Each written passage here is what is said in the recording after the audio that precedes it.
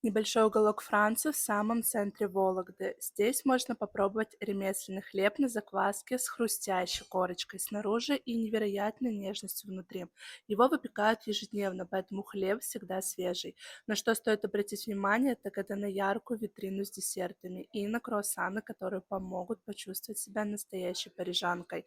Но выпечка и десерты – это не все, что представлено в кофейне. Разнообразное меню с широким выбором завтраков и других блюд.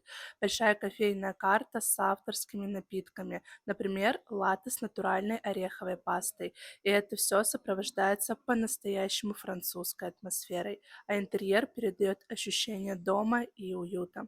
Здесь все говорит о том, что о гостях заботятся. Есть подставки под сумки у каждого столика и антисептик на столе для обработки рук. Это очень уютное место, которое отправляет в Париж. Это кофейня Крафин. Находится Каменном мосту 6.